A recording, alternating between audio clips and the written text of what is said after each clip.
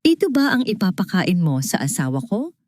Sinigang ba ito o tubig na pinaghugasan ng pinggan?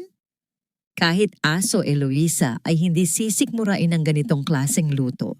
Ang mga salitang yon ni Doña Corazon ay hindi isinigaw, ngunit ang lamig ng kanyang tono ay mas masakit pa kaysa sa anumang sampal. Padabog niyang ibinagsak ang kutsara sa mangkok, dahilan upang tumalsik ang mainit na sabaw sa nanginginig na kamay ni Eloisa. Walang namutawing hiyaw mula kay Eloisa, bagkus ay napayuko lamang siya. Ang kanyang lalamunan ay tila binuhusan ng semento, mabigat at masikip, na pumipigil sa anumang solong patak ng luha o salita ng pagtatanggol na lumabas. 4 na oras niyang niluto ang sinigang na yon. 4 na oras na tiniis niya ang pamamanas ng kanyang mga paa at ang bigat ng 8 buwang pagbubuntis para lamang matiyak na malambot ang karne at tama ang asim na paborito ni Mateo. Ngunit sa isang iglap, ang lahat ng kanyang paghihirap ay itinapon na parang basura. Dahan-dahang pinunasan ni Eloisa ang sabaw sa kanyang kamay gamit ang dulo ng kanyang lumang duster. Ramdam niya ang panginginig ng kanyang mga tuhod, hindi dahil sa takot, kundi sa pagod at gutom na pilit niyang isinasantabi. Bago pa man siya makasagot, narinig niya ang tunog ng pagbubukas ng pinto sa may sala. Kasunod ang halakhak ng isang babae na tila musika ng isang masamang panaginip. Pumasok si Mateo, ang kanyang asawa, ngunit hindi ito nakatingin sa kanya.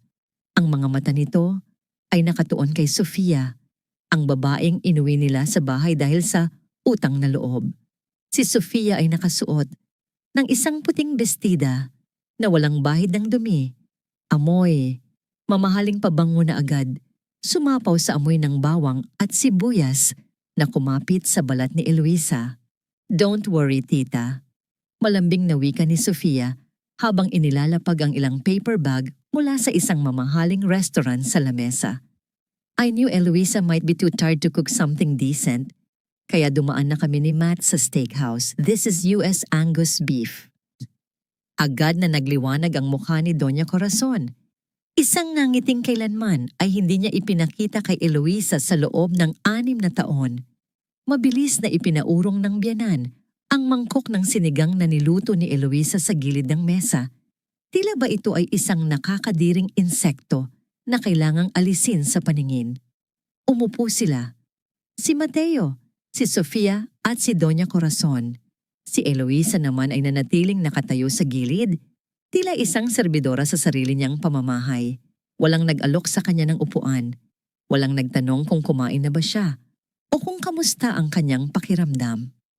"Hon, umupo ka na," sabi ni Mateo nang mapansin siya sa wakas, ngunit ang boses nito ay walang init.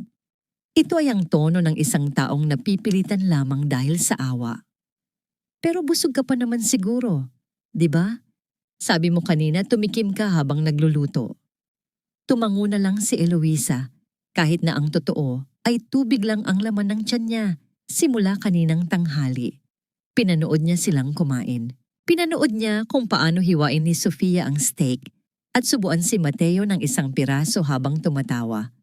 Pinanood niya kung paano punasan ni Mateo ang gilid ng labi ni Sofia gamit ang tissue.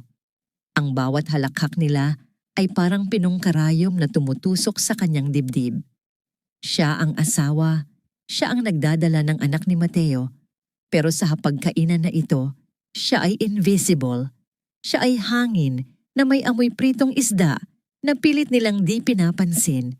Nang matapos ang hapunan, iniwan nila ang mga pinagkainan sa mesa. Si Eloisa, na hirap ng yumuko dahil sa kanyang tiyan, ang nagligpit ng lahat. Habang naguhugas siya ng pinggan sa lababo, napadako ang tingin niya sa natirang ulo ng isda mula sa sinigang na tinanggihan nila. Dahil sa matinding gutom at panghihina, kumuha siya ng kaunting kanin sa kaldero at tahimik na kinain ang ulo ng isda sa gilid ng lababo. Ang alat ng sabaw ay humalo sa alat ng kanyang mga luha na hindi na niya mapigilan. Bawat subo ay may kasamang panalangin at pilit na pagpapakatatag. Hinaplos niya ang kanyang malaking tiyan. "Anak, Bulong niya sa hangin. Ang boses ay basag at mahina. Tiis lang tayo. Konti na lang. Basta nandyan ang papa mo, kakayanin natin. Pagkatapos magligpit, pumanhik si Eloisa sa kwarto. Naabutan niya si Mateo na nakahiga na, nakatalikod sa pinto. Abala sa pagtitipa sa kanyang cellphone. Ang ilaw ng screen ay tumatama sa mukha nito na may ngiting hindi para sa kanya. Dahan-dahang humiga si Eloisa sa tabi ng asawa. Ang kama ay malaki, ngunit ang distansya sa pagitan nila ay tila isang karagatan. Gusto niyang maramdaman ang init ni Mateo. Gusto niyang maramdaman na may karamay siya. Matt, tawag niya ng mahina. Inilalagay ang kamay sa braso ng asawa. Gising si baby. Ang lakas ng sipa niya. Gusto mo bang hawakan? Binawi ni Mateo ang kanyang braso, tila ba napaso. Hindi siya humarap. Pagod ako, El.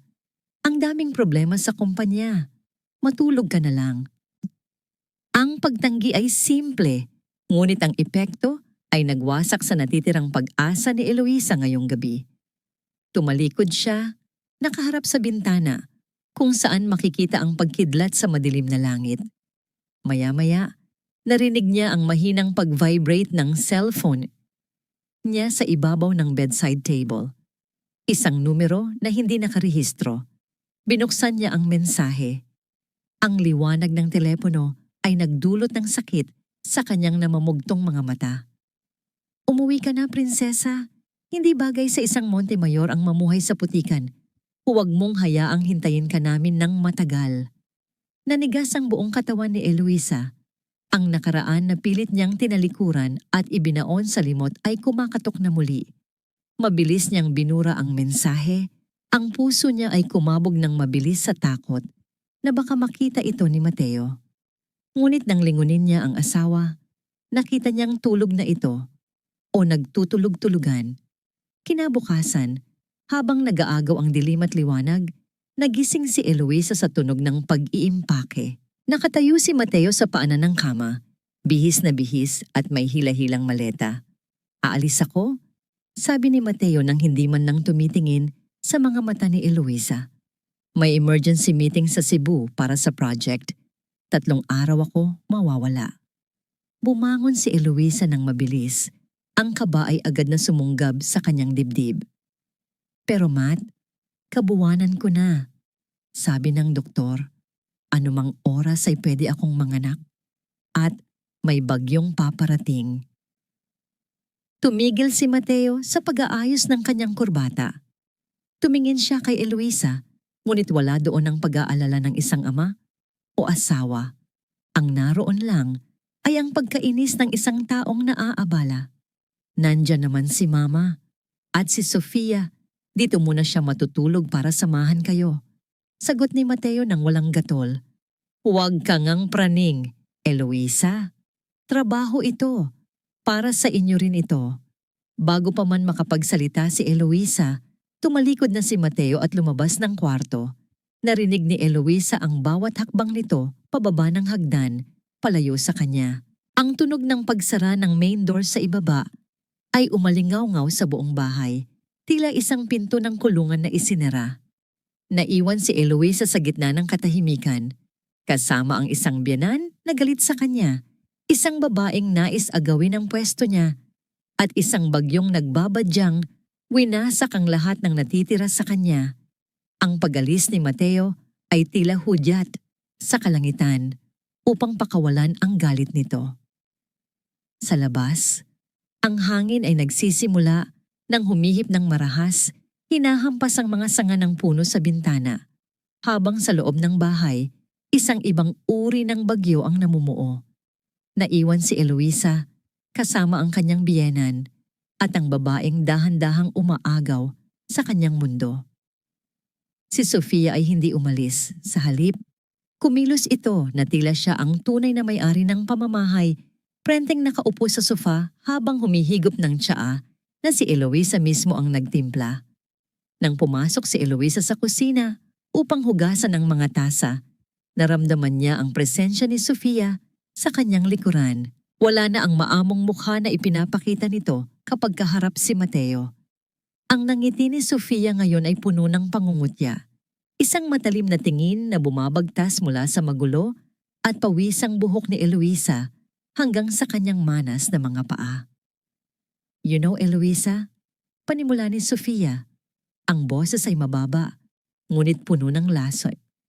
I honestly pity you. Tignan mo nga ang sarili mo, para kang basahan na pilit isinusuot sa isang prinsipe. Sa tingin mo ba, ginaganahan pang umuwi si Matt kung ang sasalubong sa kanya ay ganyan? Amoy kusina, losyang at walang class. Hindi sumagot si Eloisa. Pinili niyang ituon ang pansin sa pagbabanlaw ng tasa kahit na ang kanyang mga kamay ay nanginginig sa pinaghalong galit at sakit.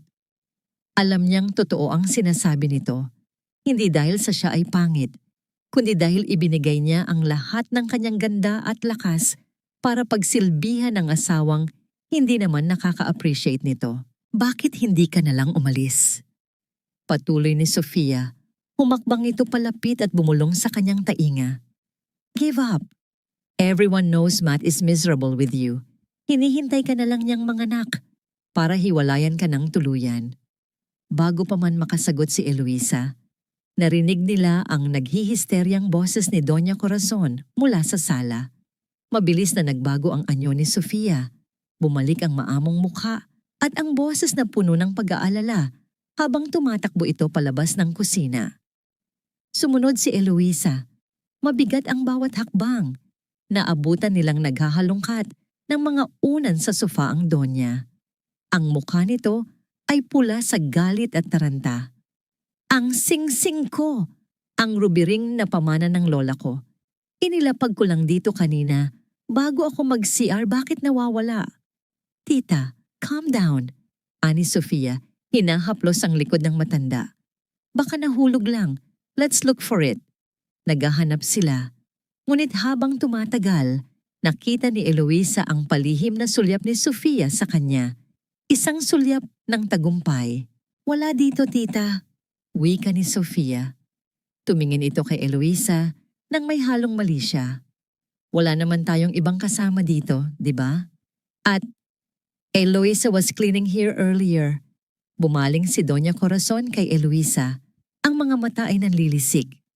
Ikaw, ninakaw mo ang singsing ko para ipambayad sa mga luho ng pamilya mong hampas lupa? Hindi po, Mama. Tanggi ni Eloisa, ang boses ay basag. Wala po akong kinukuha. Kahit kailan, hindi ko po magagawa yon. Halughugin mo siya, Sofia. Utos ng Donya. Lumapit si Sofia, kunwaring nag-aalangan, at kinapkap ang bulsa ng apron na suot ni Eloisa. Sa isang iglap, inilabas nito ang isang kumikinang na bagay. Ang ruby ring. Napasinghap si Eloisa. Alam niyang wala iyon doon kanina. Alam niyang inilagay iyon ni Sofia noong nasa kusina sila. Noong dikit-dikit silang nagkakabanggaan. Oh my God, Eloisa. Ani Sofia, kunwaring gulat na gulat. Paano mo nagawa ito kay tita? Hindi na nakapagsalita si Eloisa. Isang malakas na sampal ang dumapos sa kanyang pisngi. Ang init ay kumalat sa kanyang mukha. Kasabay ng paghigting ng kanyang panga. Hindi siya napadapa, ngunit ang kanyang dignidad ay tila nilamukos at itinapon. Ang sakit ay hindi pisikal. Ito ay ang sakit ng pagtataksil at kawalan ng katarungan.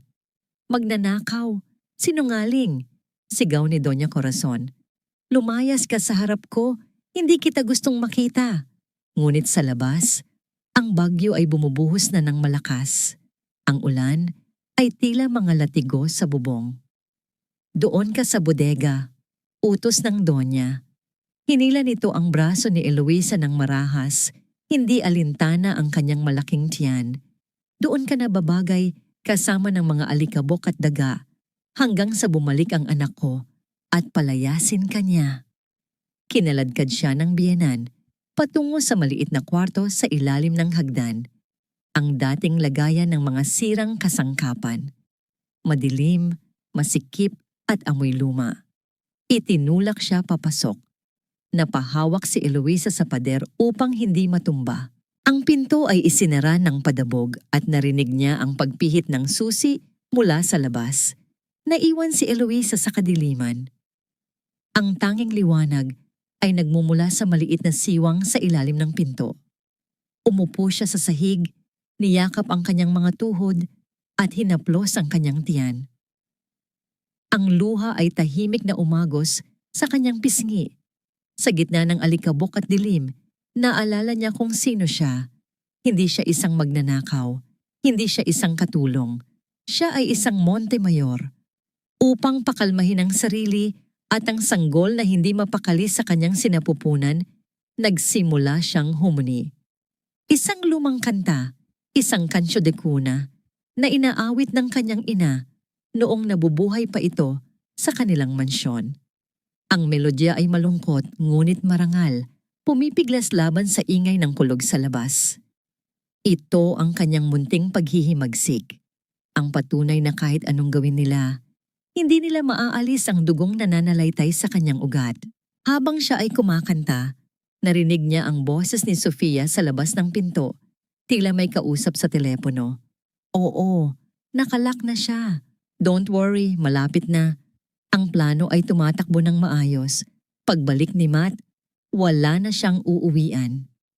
Tumigil ang pagtibok ng puso ni Eloisa, ngunit bago pa niya maproseso ang narinig, isang matinding sakit ang sumunggab sa kanyang puson. Iba ito sa mga nakakaraang hilab.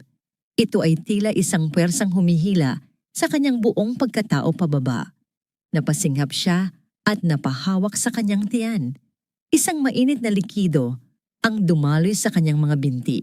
Basa at malagkit. Pumutok na ang kanyang panubigan. Napasigaw siya, ngunit ang kanyang boses ay nilamon ng malakas na dagundong ng kulog. Sinubukan niyang tumayo upang kalampagin ang pinto, ngunit muling tumama ang sakit. Mas matindi, mas matagal. Napaluhod siya muli sa malamig na sahig. Siya ay mag-isang manganganak sa isang madilim na bodega. Habang ang bagyo ay nanalasa sa labas at ang mga demonyo ay nagdiriwang sa loob ng bahay. Tulong. Bulong niya habang ang pawis at luha ay naghahalo sa kanyang mukha. Tulong. Ngunit walang sumagot, kundi ang hagupit ng hangin at ulan. Ang sakit ay hindi na lamang pisikal. Ito ay tila isang buhay na nilalang na sumasakop sa buong katawan ni Eloisa. Sa bawat paghilab ng kanyang tiyan, pakiramdam niya ay hinihila ang kanyang kaluluwa palabas. Ang kandado ng bodega ay luma at kinakalawang, isang maliit na awan ng tadhana sa gitna ng kanyang kalbaryo. Gamit ang natitirang lakas na nanggagaling sa takot para sa kanyang anak, buong puwersang itinulak ni Eloisa ang pinto. Ang kahoy ay umungol sa pagtutol bago tuluyang bumigay ang seradura na nagbigay daan sa kanya upang makalabas sa kanyang madilim na kulungan. Gumapang siya palabas, ang kanyang mga kuko ay kumakayod sa malamig na tiles ng sahig. Ang bahay ay madilim, tanging ang paminsan-minsang kidlat ang nagbibigay ng liwanag.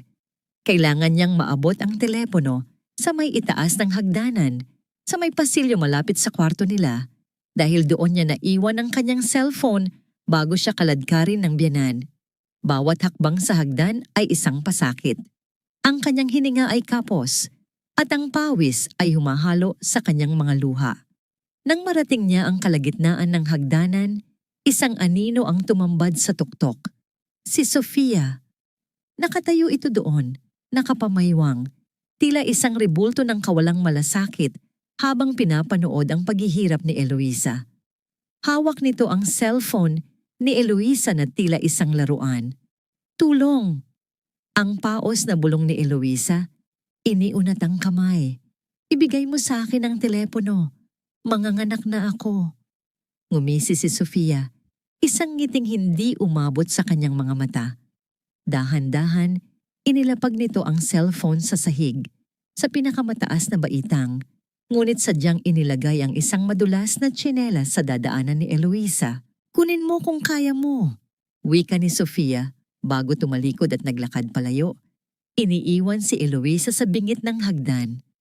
Pilit inabot ni Eloisa ang telepono, ngunit sa kanyang pagmamadali at sa panlalabo ng paningin, natapakan niya ang tsinelas na iniwan ni Sofia. Nawalan siya ng balanse. Ang mundo ay tila bumagal. Wala siyang narinig na tunog, tanging ang mabilis na tibok ng kanyang puso. Ang kanyang katawan ay bumagsak pabalik, gumulong pababa sa matutulis na baitang ng hagdanan. Ang pagbagsak ay tila walang katapusan. Bawat tama ng kanyang katawan sa kahoy ay nagdulot ng panibagong sakit. Ngunit ang tanging nasa isip niya ay ang kanyang anak. Pilit niyang niyakap ang kanyang tiyan, ginagawang panangga ang sarili niyang mga braso at likod. Nang huminto ang kanyang paggulong sa paanan ng hagdan, isang nakabibinging katahimikan ang bumalot sa kanya. Hindi siya makagalaw. Isang mainit na likido ang naramdaman niyang dumadaloy mula sa kanyang hita, humahalo sa lamig ng sahig. Dugo. Sa di kalayuan, nakita niya ang kanyang cellphone na tumalsik din pababa. Ang screen ay basag ngunit umiilaw pa. Gamit ang nanginginig na mga daliri na puno ng galos, pinindot niya ang speed dial ni Mateo.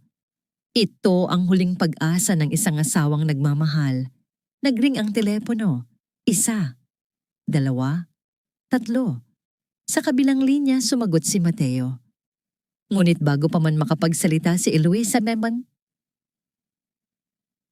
narinig niya ang malakas na tugtog at tawanan sa background. Ang boses ni Mateo ay iritado. Tila napilitan lang sumagot. Hello? Sino ba ito? Eloisa? I'm in a meeting with VIPs. Huwag kang tumawag kung hindi importante. Umuwi ka na lang sa nanay mo kung nagiinarte ka na naman. At pinatay nito ang tawag. Ang tunog ng call ended ay mas masakit pa sa pagkahulog niya sa hagdan.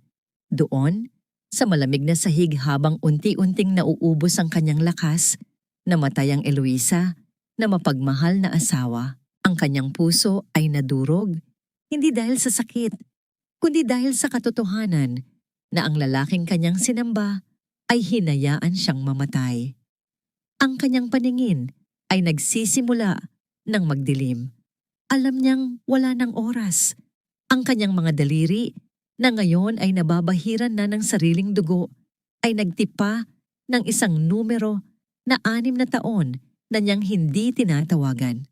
Ang emergency hotline ng mga Montemayor. Isang ring lang at may sumagot agad. Isang boses na puno ng awtoridad at pag-aalala. Emergency protocol. State your name. Wika ng nasa kabilang linya. Kuya. Ang tanging nasambit ni Eloisa. Ang boses ay tila hangin na lamang. Kuya, tulungan niyo ako. Binitiwan niya ang telepono. Ang kadiliman ay tuluyan ng lumamon sa kanya. Ang huling narinig niya ay hindi ang bagyo, kundi ang boses ng kanyang kapatid na sumisigaw ng utos sa kabilang linya. Ilang sandali pa, o baka ilang oras, hindi na niya alam. Ang pinto ng bahay ay biglang bumukas ng malakas. Winasak ng isang puwersang hindi mapipigilan. Pumasok ang hangin at ulan, kasabay ng mga yabag ng mabibigat na sapatos na tumatakbo palapit sa kanya. Isang pares ng mamahaling sapatos na balat ang huminto sa tapat ng kanyang mukha. Isang kamay ang marahang humaplos sa kanyang pisngi, nanginginig. Bunso? Ang boses ay baritono, pamilyar at puno ng takot na ngayon lang narinig sa tinig ng isang makapangyarihang lalaki. Diyos ko, anong ginawa nila sa'yo? Patawarin mo kami. Naramdaman ni Eloisa na inangat siya ng matitipunong bisig. Ang amoy ng mamahaling cologne na halo ng tabako at ulan ay pumalit sa amoy ng alikabok at dugo. Ligtas na siya, ngunit sa kanyang pagpikit, alam niyang hindi na siya ang dating Eloisa na gigising bukas. Ang St. Luke's Medical Center ay sanay na sa mga emergency, ngunit hindi sa ganitong uri ng kaguluhan. Ang tahimik na pasilyo ng ospital ay biglang napuno ng tensyon. Nang dumating ang isang fleet ng itim na SUV, na humawi sa trapiko at huminto sa harap ng emergency room. Mula sa mga sasakyan ay bumaba ang mga lalaking nakasuot ng mamahaling Amerikana. Ang kanilang mga mukha ay seryoso at puno ng kapangyarihan na nagpatigil sa lahat ng nakasaksi. Sila ang mga kapatid na Montemayor, ang apat na haligi na kinatatakutan at iginagalang sa buong bansa. Si Ricardo, ang panganay, at ang Iron Fist ng politika. Si Enzo ang tycoon ng real estate. Si Lucas, ang kilabot na abogado. At si Gabriel, ang bunso sa mga lalaki na may hawak ng media empire. Ngunit sa oras na yon, wala silang dalang titulo. Sila ay mga kapatid lamang na nasisiraan ng bait dahil sa kalagayan ng kanilang nag-iisang prinsesa. Sa loob ng emergency room, ang mga nurse at doktor ay nataranta. Ang medical director mismo ay bumaba upang harapin sila. Ngunit ang kanyang mga salita ay tila hangin lamang kay Ricardo. "I don't care about protocols," ang malamig na sabi ni Ricardo. Ang kanyang boses ay may diin na nagpabigat sa hangin sa paligid. "Save my sister and her child, or I will burn this hospital down to the ground." Ngunit sa gitna ng kaguluhan, isang lalaki ang nanatiling kalmado. Si Dr. Adrian Valderrama, ang pinakabata at pinakamagaling na neurosurgeon sa bansa. At higit sa lahat ang kababata ng magkakapatid. Siya ang sumalubong sa stretcher kung saan nakahiga ang walang malay na si Eloisa. Ang kanyang puting uniforme ay agad na nabahira ng dugo ng babaeng minahal niya sa katahimikan sa loob ng mahabang panahon. "Rick, ako na ang bahala," wika ni Adrian. Ang kanyang mga mata ay nakatuon kay Ricardo nang may katiyakan. "Magtiwala ka sa akin, hindi ko siya hahayaang mawala." Tumango si Ricardo, isang bihirang pagpapakita ng pagsuko sa isang taong pinagkakatiwalaan niya. Ang sumunod na mga oras ay tila isang walang katapusang bangungot. Sa loob ng operating room, ang bawat segundo ay mahalaga. Ang monitor ng puso ay tumutunog ng mabilis, isang paalala na ang buhay ni Eloisa ay nakabitin sa isang sinulid. Si Adrian, sa kabila ng kanyang personal na damdamin, ay nagtrabaho ng may katumpakan ng isang makina.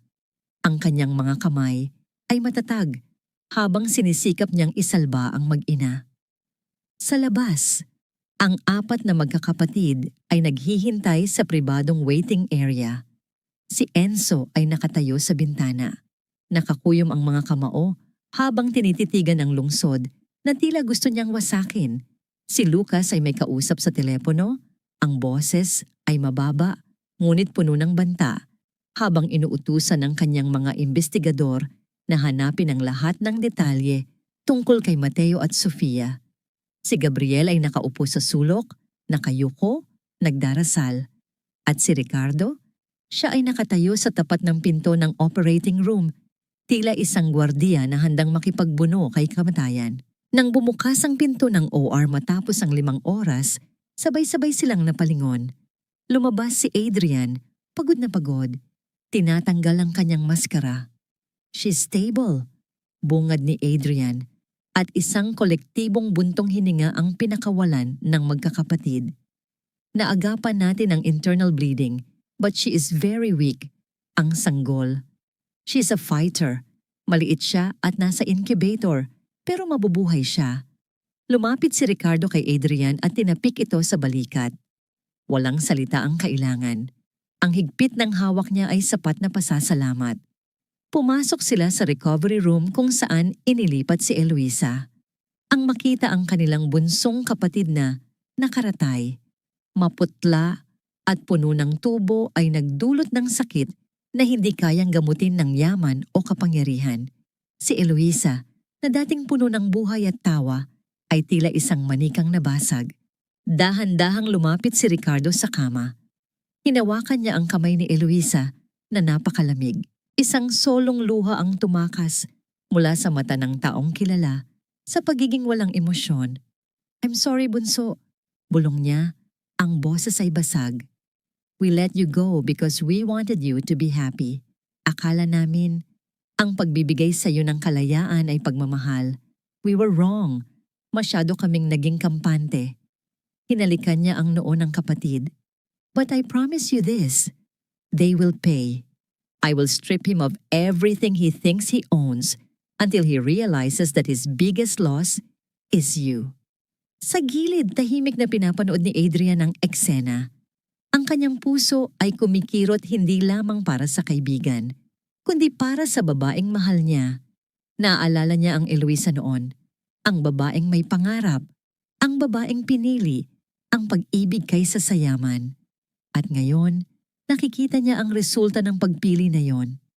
Ipinangako niya sa sarili, habang nakatingin sa mahimbing na tulog ni Eloisa, na siya ang magiging sandalan nito sa pagbangon.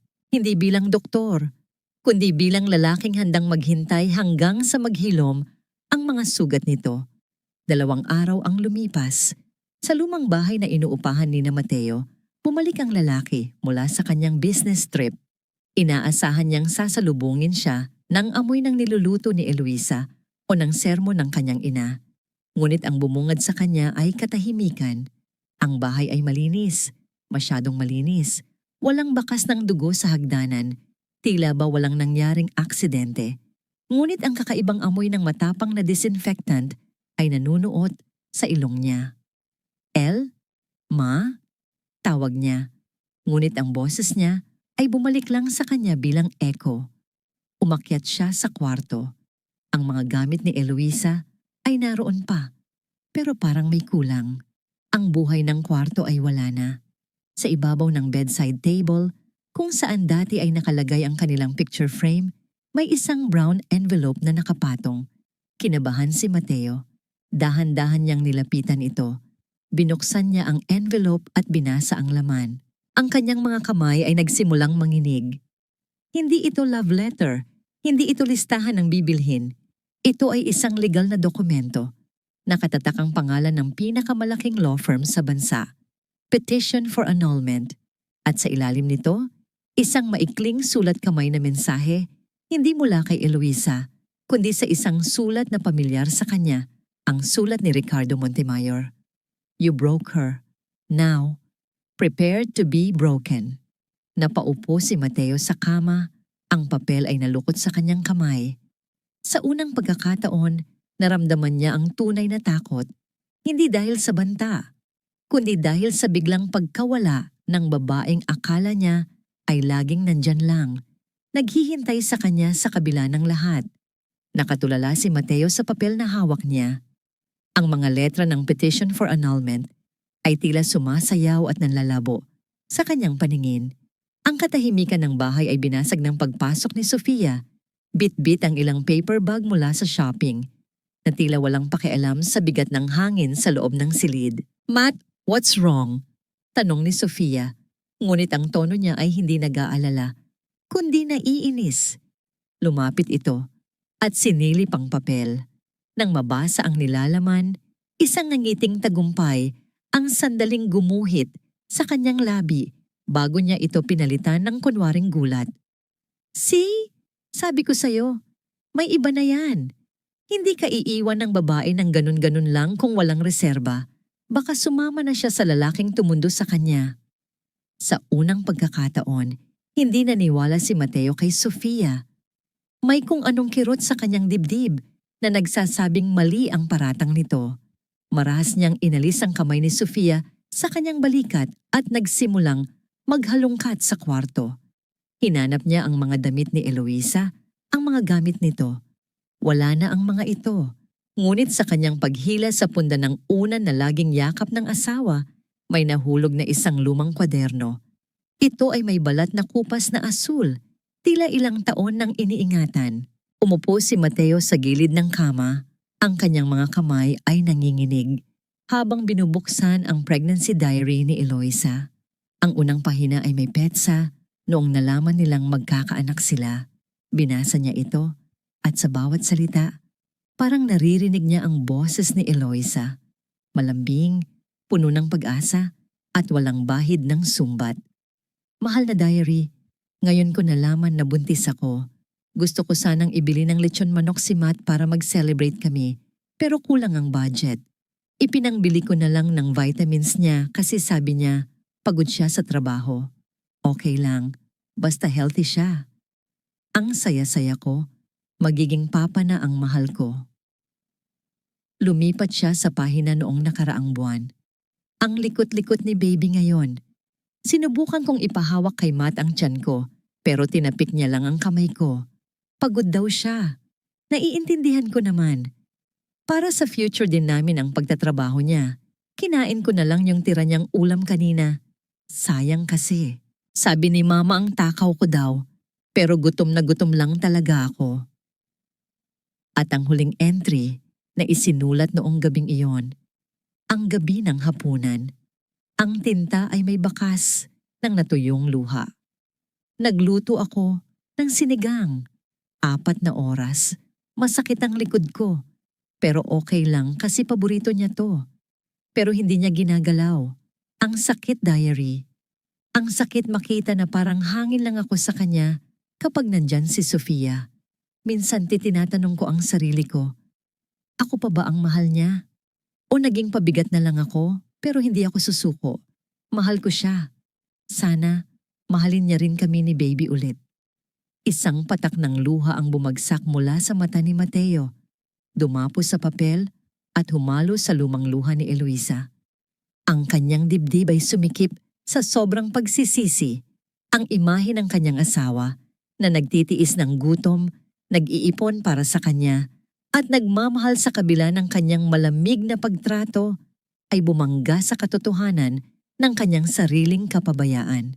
Napagtanto niya na hindi pera o tagumpay ang nawala sa kanya, kundi ang kaisa-isang tao na handang masugatan para lang protektahan siya. Eloisa, ang hikbi ni Mateo ay umalingaw-ngaw sa kwartong yon. Isang tunog ng pagsisisi na huli na ang lahat. Samantala, sa isang pribadong suite sa St. Luke's Medical Center, dahan-dahang iminulat ni Eloisa ang kanyang mga mata. Ang liwanag ay malabo sa simula, ngunit unti-unti itong luminaw. Ang amoy ng gamot at malinis na linen ang pumuno sa kanyang pang-amoy. Wala na ang amoy ng luma at alikabok ng bodega. Ang una niyang nakita ay hindi ang puting kisame, kundi ang likod ng isang lalaking nakatayo sa may bintana. Hinihele ang isang maliit na bulto sa kanyang mga bisig. Ang lalaki ay nakasuot ng simpleng puting shirt. Ang kanyang boses ay mahinang humuhuni ng isang pamilyar na oyayi. Anak ko. Ang paos na tawag ni Eloisa. Lumingon ang lalaki. Si Dr. Adrian Valderrama. Ang mukha nito ay pagod. May itim sa ilalim ng mga mata. Ngunit nang makita niyang gising na si Eloisa, napalitan ang pagod ng isang nangiti na tila pagsikat ng araw pagkatapos ng mahabang bagyo. Gising ka na! Malumanay na wika ni Adrian. Dahan-dahan siyang lumapit sa kama, maingat na hawak ang munting sanggol na balot sa kulay rosas na kumot. Kilala mo ba kung sino ang kasama ko? Ito si Esperanza. Ang munting pag-asa na lumaban kasama mo. Pinilit ni Eloisa na igalaw ang kanyang kamay upang abutin ang kanyang anak. Ang bawat kalamnan niya ay masakit. Ang tahi sa kanyang tiyan ay kumikirot. Ngunit ang pananabik na makita ang kanyang sanggol ay mas matindi kaysa sa anumang sakit.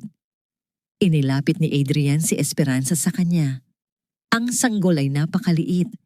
Ang balat ay mapula-pula at kulubot. Ngunit humihinga ito ng payapa. Hinaplos ni Eloisa ang pisngi ng anak gamit ang kanyang nanginginig na daliri. Ang init ng balat nito ay nagpadaloy ng luha sa kanyang mga mata. Luha ng pasasalamat, luha ng isang ina na akalang hindi na masisilayan ang sandaling ito. Mabuhay ka anak, bulong ni Eloisa. Ang boses ay basag sa emosyon. Andito na si Mama. Hinding-hindi ka na pababayaan ni Mama. Kumuha si Adrian ng malinis na bimpo at dahan-dahang pinunasan ang luha sa mukha ni Eloisa. Ang kanyang hawak ay magaan, puno ng respeto at ingat. Tila ba si Eloisa ay isang babasaging porselana Natakot siyang mabasag muli. Nagpahinga ka ng 2 araw, El, sabi ni Adrian. Nababahala ang mga kuya mo, pero sinabi ko sa kanila na matapang ka. Alam kong gigising ka. Tumingin si Eloisa sa mga mata ni Adrian. Nakita niya doon hindi lang ang pag-aalala ng isang doktor, kundi ang lalim ng damdamin ng isang kaibigan at marahil higit pa doon na matagal na niyang hindi naramdaman mula kay Mateo. Walang paghuhusga, walang pagmamadali, puro pagtanggap lamang. Salamat, Adrian, sabi ni Eloisa. Salamat sa pagsalba sa amin. Hindi mo kailangang magpasalamat, sagot ni Adrian. At sa sandaling iyon, nagtama ang kanilang mga paningin. Isang tahimik na pag-unawa ang namuo sa pagitan nila. Isang pangako na mula ngayon, hindi na mag-iisa si Eloisa sa kanyang laban. Sa kabilang banda ng lungsod, ang mundo ni Mateo ay nagsisimula ng gumuho, hindi dahil sa emosyon, kundi dahil sa realidad. Habang nakatulala pa rin siya sa diary, tumunog ang kanyang cellphone, ang kanyang sekretarya, ang boses ay nanginginig sa takot. Sir Mateo, may problema po. Ang malaking kontrata natin sa Prime Build. Binawi nila ngayon lang. Sabi nila, may nahanap silang violations sa proposal natin. At tinanggal din po ang credit line natin sa bangko. Nabitawan ni Mateo ang telepono.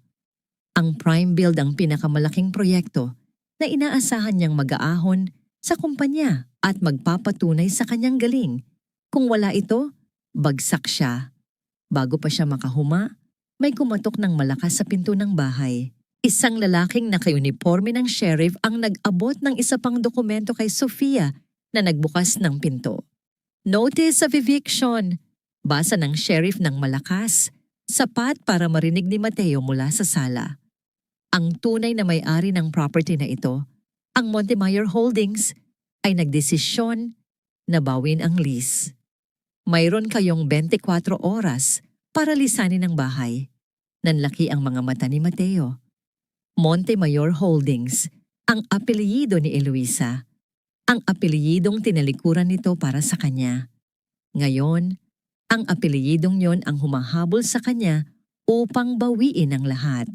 Tumingin si Mateo sa paligid ng bahay na akala niya ay pinundar niya gamit ang sariling pawis.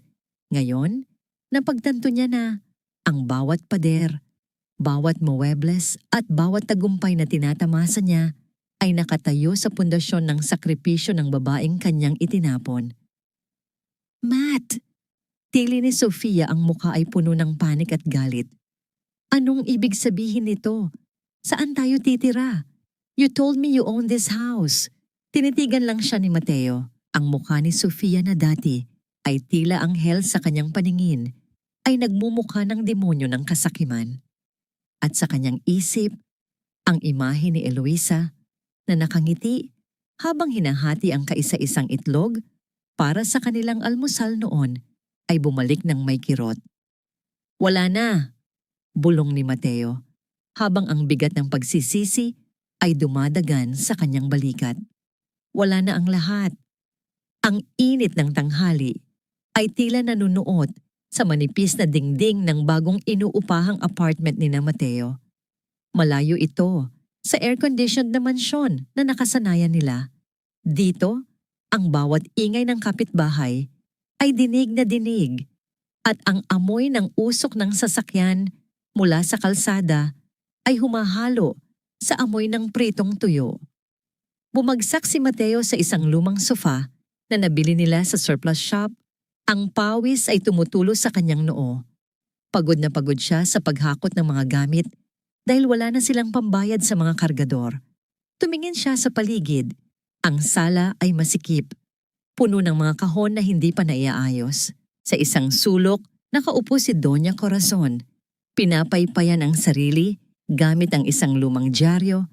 Ang mukha ay lukot na lukot sa dismaya. Mateo, Diyos ko naman, reklamo ng matanda. Ang boses ay matinis at puno ng sisi. Ganito na ba tayo habang buhay? Ang init dito. At ang ingay ng mga bata sa labas, hindi ako makatulog. Nasaan na ba ang ipinagmamalaki mong kayamanan? Hindi sumagot si Mateo.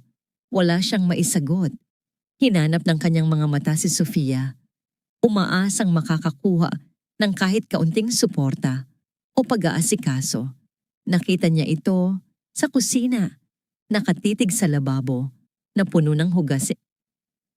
"Babe, pahingi naman ng tubig," pakiusap ni Mateo. Lumingon si Sofia, ngunit hindi tubig ang ibinigay nito, kundi isang irap. "Kumuha ka ng sarili mo, Matt. Pagod din ako. Tignan mo nga ang mga kuko ko. Sira na kakabuhat ng mga gamit nyo. I'm not a maid. Okay?" Natigilan si Mateo. Biglang pumasok sa kanyang isipan ang imahe ni Eloisa. Kahit pagod ito galing sa palengke, kahit manas ang mga paa sa pagbubuntis, hindi kailanman ito nagreklamo kapag humihingi siya ng tubig. Agad itong tatayo, nakangiti, at iaabot sa kanya ang baso na may kasamang masahe sa likod. Napagtanto ni Mateo ang mapait na katotohanan. Ang babaeng ipinalit niya ay isang palamuti na maganda lang tignan kapag nasa palasyo, ngunit walang silbi sa oras ng bagyo. Ang babaeng itinapon niya ay ang pundasyon na kayang buhatin ang bigat ng mundo nang walang hinihintay na kapalit. Samamantala, sa tahimik at pribadong hardin ng ospital, sinubukan ni Eloisa na ihakbang ang kanyang mga paa sa tulong ng parallel bars. Ang bawat galaw ay may kasamang kirot mula sa tahi ng kanyang operasyon, ngunit pinilit niyang itapak ang kanyang paa sa damuhan. Nasa gilid lamang si Ricardo at Enzo, ang mga kapatid niya, na nakamasid ng may halong awa at galit. Gusto nilang suungin ngayon din si Mateo, durugin ang negosyo nito at iparanas dito ang impyerno. "Bigyan mo lang ako ng signal, bunso," wika ni Enzo. Ang boses ay nanggigigil. "Isang tawag ko lang, mawawalan sila ng kuryente at tubig sa lungga nila. Pwede ko rin silang ipakulong sa mga gawa-gawang kaso." Tumigil si Eloisa. Hinarap niya ang mga kapatid. Ang hangin ay humihip sa kanyang buhok at sa unang pagkakataon, matapos ang mahabang panahon, may banaag ng dating Eloisa Montemayor sa kanyang mga mata, matapang, matalino, at hindi nagpapadala sa emosyon. "Wag, kuya," sagot ni Eloisa ng mahinahon. "Kung wawasakin niyo siya ngayon, sisisihin lang niya ang mundo sa pagbagsak niya. Gusto kong siya mismo ang sumira sa sarili niya. Gusto kong maramdaman niya na ang bawat maling desisyon niya ang humukay sa sarili niyang libingan." Iniwan muna siya ng mga kapatid upang makapagpahinga. Pumasok si Eloisa sa kanyang kwarto at dumiretso sa salamin. Itinaas niya ng kaunti ang kanyang damit.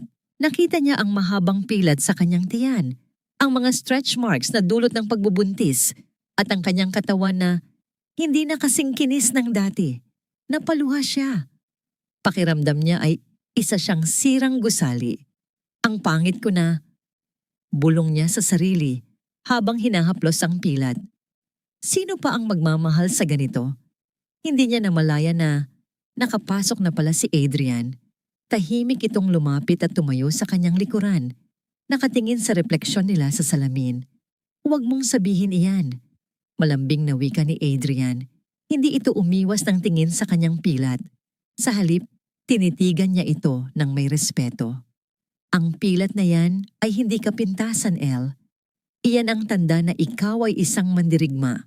Iyan ang pruweba na may buhay kang iniligtas para sa akin. Iyan ang pinakamagandang bahagi mo ngayon." Dahan-dahang inilagay ni Adrian ang kanyang kamay sa balikat ni Eloisa, nagbibigay ng init na tumagos sa kanyang nanlalamig na kumpiyansa. Napapikit si Eloisa, dinadama ang sinseridad sa boses ng doktor. Sa yakap ng mga salita ni Adrian, ang pakiramdam ng pagiging basura ay unti-unting napalitan ng pakiramdam ng pagiging tao muli. Kinagabihan, nagbago ang anyo ni Eloisa. Isinuot niya ang isang silk dress na kulay emerald green na dala ng kanyang mga kapatid. Ang tela ay dumampi sa kanyang balat na tila isang pamilyar na yakap ng kanyang tunay na pagkatao. Naglagay siya ng kaunting lipstick. Nang tumingin siya muli sa salamin, hindi na niya nakita ang asawang apinado. Nakita niya ang anak ng mga Montemayor na handa nang bawiin ang kanyang trono. Sa kabilang banda ng lungsod, sa masikip na apartment, ang kadiliman ng gabi ay nagtatago ng mga lihim. Lumabas si Sofia sa eskinita, lingon ng lingon. May kausap siya sa telepono, ang boses ay pabulong at puno ng takot. Sinabi ko naman sa'yo, wala pa kaming pera. Asik ni Sofia sa kausap. Bagsak si Mateo, kailangan mong maghintay. Huwag kang magpapakita dito o ipapapulis kita.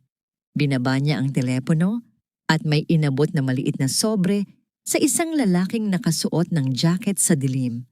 Ang lalaki ay ngumisi bago naglaho sa dilim. Hindi alam ni Sofia, ang kanyang mga kilos ay hindi kasing linis ng inaakala niya. Pagbalik ni Sofia sa apartment, naabutan niya si Mateo na may hawak na isang banig ng gamot na nakuha nito mula sa bag ni Sofia na naiwan sa mesa. Akala ko ba, maselan ang pagbubuntis mo? Tanong ni Mateo. Ang boses ay nanginginig sa pagdududa. Bakit ka may contraceptive pill sa Sofia? Sabi mo buntis ka kaya kailangan kitang alagaan. Sabi mo kaya ka nagsusungit dahil sa hormones. Namutla si Sofia. Matt, let me explain. Para yan sa hormonal imbalance ko. Aakmang magagalit na si Mateo. Sasabog na ang kanyang pagtitimpi sa patong-patong na kasinungalingan nang biglang may kumatok sa pinto. Isang mensahero ang nag-abot ng isang itim na sobre na may gintong tatak. Binuksan ito ni Mateo. Ang kanyang mga mata ay nanlaki at ang galit kay Sofia ay pansamantalang nalimutan dahil sa nakita niya. Isang imbitasyon. Ang bagong chairman ng Montemayor Group ay inaanyayahan si Mr. Mateo de la Cruz sa Grand Gala para sa launching ng Project Phoenix, isang pagkakataon para sa partnership. Napangiti si Mateo, isang ngasang ngiti ng taong uhaw na nakakita ng tubig sa disyerto. Ito na, bulong niya, ang pag-asa ay muling nabuhay sa kanyang mga mata. Ito na ang pagkakataon kong makabangon. Kapag nakuha ko ang deal na ito, babalik ang lahat sa dati. Hindi niya alam, ang imbitasyon na yon ay hindi tiket sa langit, kundi isang one-way ticket patungo sa entablado ng kanyang sariling pagkakahiya.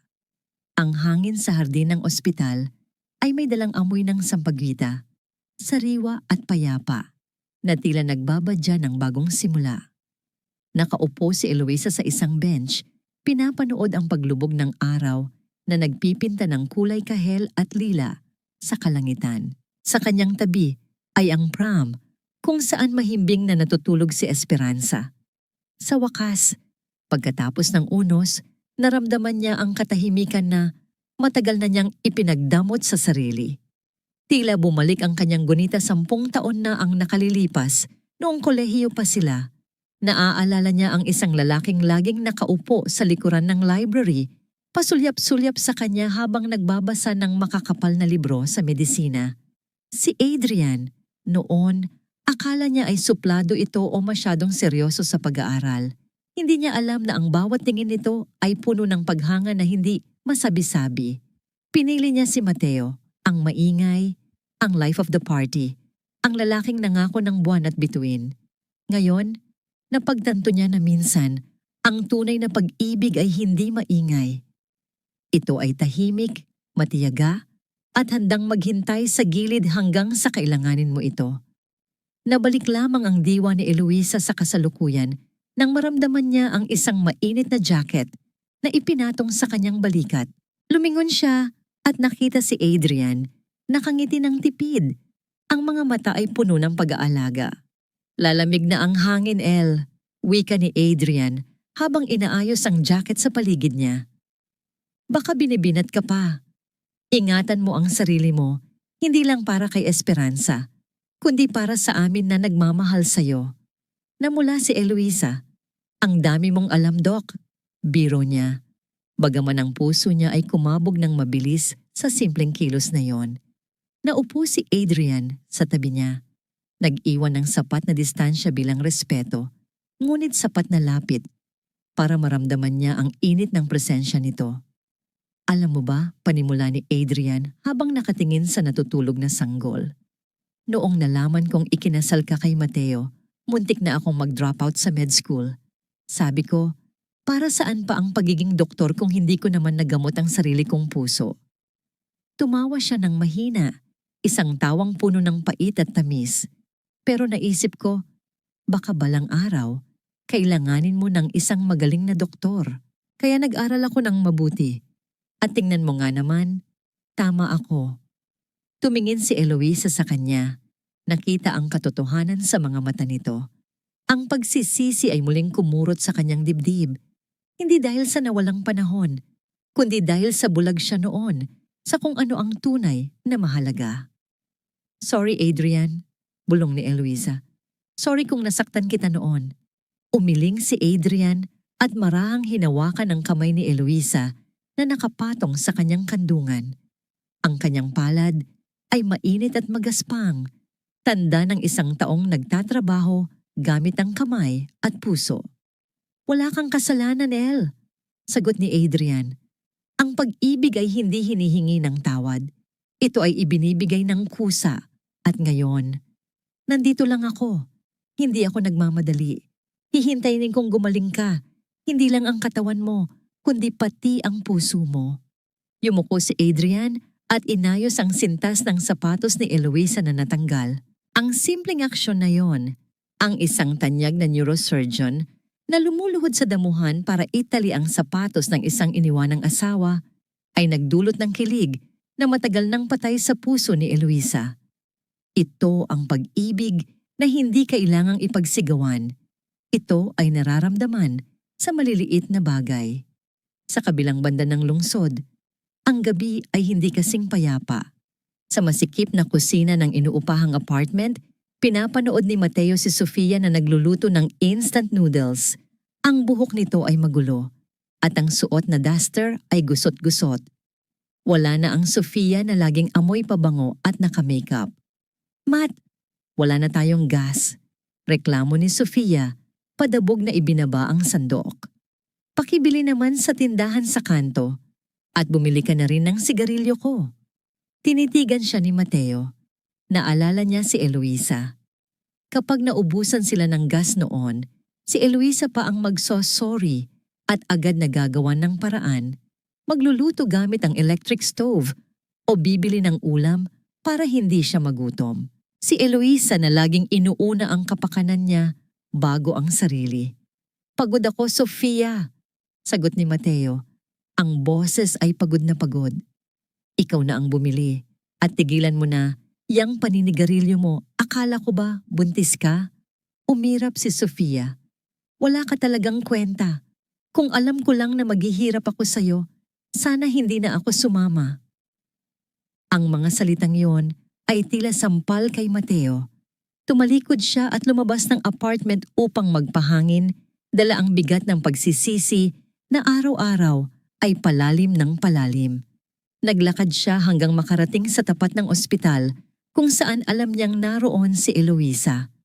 Gusto niya lang sumilip, gusto niya lang makita kung ayos lang ito. Sa di kalayuan, sa ilalim ng poste ng ilaw sa parking lot, nakita niya ang isang eksena na nagpadurog ng tuluyan sa kanyang puso. Nakita niya si Eloisa na lumabas ng ospital, karga si Esperanza. Mukha itong maaliwalas, maganda, at disente. Malayo sa Eloisa na iniwan niya sa bahay na amoy kusina. At sa tabi nito, inaalalayan ito pasakay sa isang mamahaling sasakyan ay si Dr. Adrian Valderrama. Nakita niya kung paano protektahan ni Adrian ang ulo ni Eloisa upang hindi mauntog sa pinto ng kotse. Nakita niya kung paano ngumiti si Eloisa kay Adrian, isang ngiti na dati ay sa kanya lang nakalaan. Napakuyom ng kamao si Mateo. Ang selos ay gumapang sa kanyang veins, mainit at mapanganib. Hindi dahil mahal pa niya si Eloisa, kundi dahil hindi matanggap ng kanyang ego na ang babaeng itinuring niyang basura ay tinatrato ngayon bilang isang reyna ng ibang lalaki. Akin siya. Bulong ni Mateo sa hangin, bagaman alam niyang wala na siyang karapatan. Habang papaalis ang sasakyan, naiwan si Mateo sa dilim, kasama ang kanyang inggit at ang mapait na katotohanan na siya mismo ang nagtulak kay Eloisa sa mga bisig ng iba, ngunit hindi pa tapos ang gabi. Sa loob ng sasakyan, tumunog ang telepono ni Eloisa. Isang mensahe mula sa kanyang private investigator.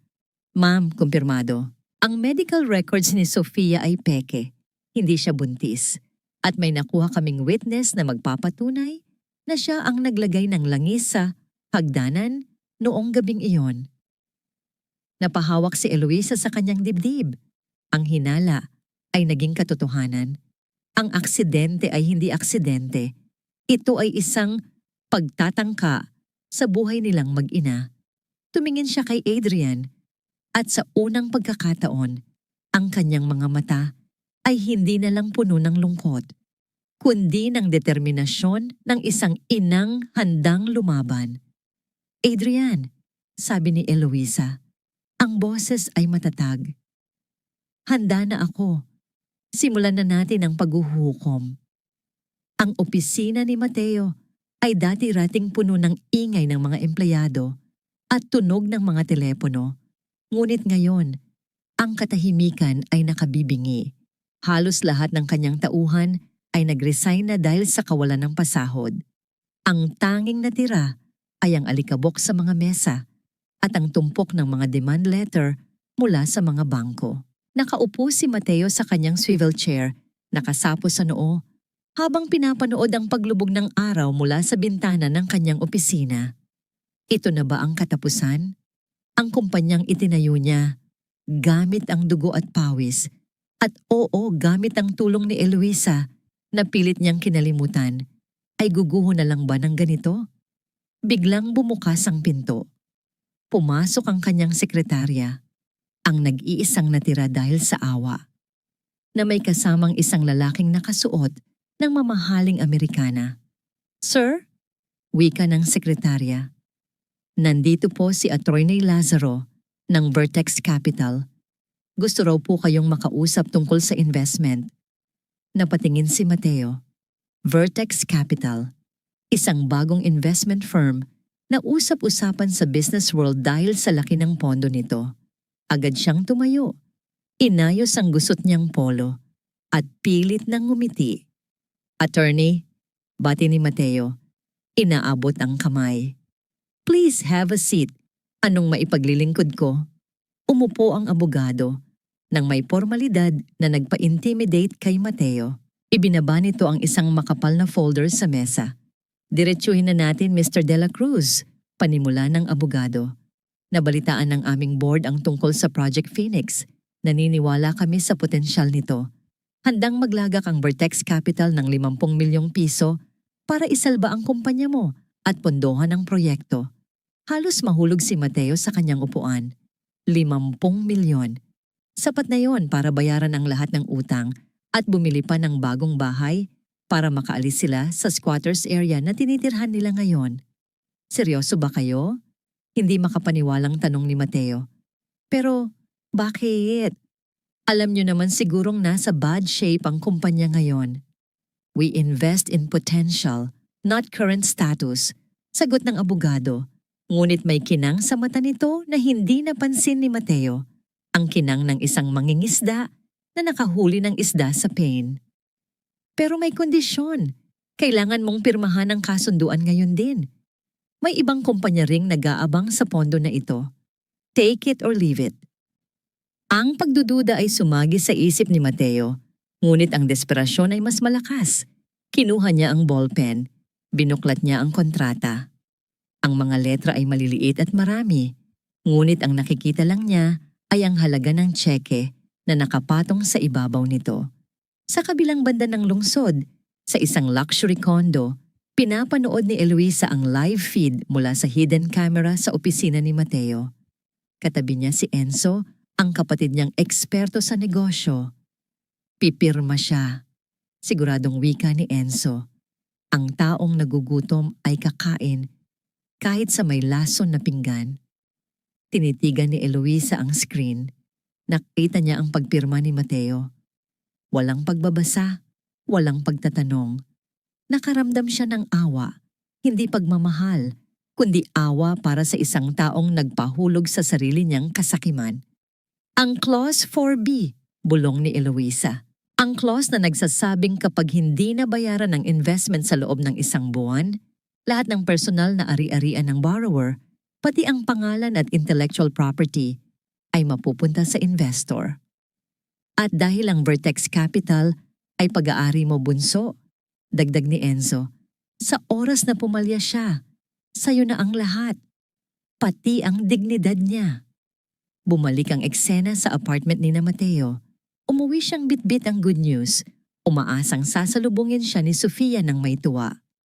50 million, babe! Sigaw ni Mateo pagpasok pa lang ng pinto. Mayaman na ulit tayo! Agad na nagbago ang timpla ni Sofia. Mula sa pagiging masungit kanina, dahil sa init, bigla itong naging malambing. Niyakap niya si Mateo ng mahigpit, ang kanyang mga mata ay nagnininingning sa ideya ng shopping at luho. Sabi ko na nga ba, kaya mo yan? Tili ni Sofia, nibili na tayo ng bagong sasakyan bukas. Ayaw ko na mag-taxi, delikado sa baby natin. Baby. Napahinto si Mateo. Naalala niya ang contraceptive pills na nakita niya. Gusto niyang kumprontahin si Sofia, ngunit sa sobrang saya niya sa pera, pinili niyang magbulag-bulagan muli. Baka nagkamali lang ako. Kumbinsin niya sa sarili. Ngayong may pera na kami, magiging maayos na ang lahat. Habang nagdiriwang ang dalawa sa kanilang huwad na tagumpay, naghahanda naman si Eloisa para sa tunay na laban. Sa kanyang silid, nakasuot na siya ng isang napakagandang gown na kulay midnight blue, puno ng maliliit na kristal na tila mga bituin sa gabi. Humarap siya sa salamin. Wala na ang bakas ng puyat at sakit. Ang babaeng nakatingin pabalik ay hindi na ang Eloisa na nagmakaawa sa telepono. Siya na ang Eloisa na handang maningil. Kinuha niya mula sa drawer ang huling litrato nila ni Mateo. Ang litrato noong kasalan nila kung saan nakangiti siya ng punuo ng pag-asa habang si Mateo ay nakatingin sa malayo. Kumuha siya ng lighter. Pinanood niya kung paano dahan-dahang kinain ng apoy ang larawan. Ang ngiti niya sa litrato ay naging abo, kasabay ng paglaho ng huling hibla ng pagmamahal niya para sa asawa. Ang abo ay nahulog sa sahig at tinapakan niya ito ng kanyang stiletto. Bumukas ang pinto at pumasok si Adrian, nakasuot ng taksido. Napahinto ito nang makita si Eloisa. Ang paghanga sa kanyang mga mata ay hindi maitatago. You look breathtaking, Elle, wika ni Adrian. Lumapit ito at inialok ang kanyang braso. Pero higit sa ganda, nakikita ko ang tapang mo. Tinanggap ni Eloisa ang braso ni Adrian. Ang init ng katawan nito ay nagbigay sa kanya ng lakas. Adrian, sabi ni Eloisa, habang naglalakad sila palabas ng kwarto. Ang babaeng umiiyak sa bodega. Iniwan ko na siya sa nakaraan. Ngayong gabi, ang makikita nila ay ang babaeng hindi marunong sumuko. Sumakay sila sa limousine. Habang binabaybay nila ang kalsada patungo sa Grand Hotel kung saan gaganapin ang gala, tumingin si Eloisa sa labas ng bintana. Ang mga ilaw ng lungsod ay tila nagpupugay sa kanyang pagbabalik. Sana handa sila! Bulong ni Eloisa, ang boses ay malamig, ngunit puno ng katiyakan. Dahil ngayong gabi, ibababa ko na ang telon ng kanilang palabas. Sa hotel, nag-aabang na ang mga press at ang elite society. Si Mateo at Sofia ay dumating na, suot ang mga damit na inutang lang nila, kumakaway sa mga kamera na hindi naman sa kanila nakatutok. Hindi nila alam na ang pulang carpet na nilalakaran nila ay hindi papunta sa trono, kundi papunta sa bitayan. Ang Grand Ballroom ng Manila Peninsula ay nagliliwanag sa libu-libong kristal ng chandelier. Ang hangin ay puno ng amoy, ng mamahaling champagne at pabango ng mga taong kabilang sa alta sosyedad. Sa gitna ng karangyaan, nakatayo si Mateo at Sofia.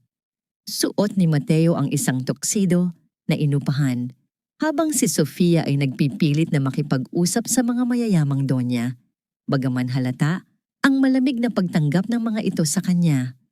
Ang bawat tingin ng mga bisita ay may halong pag-uusisa at bulungan na pilit nilang hindi pinapansin.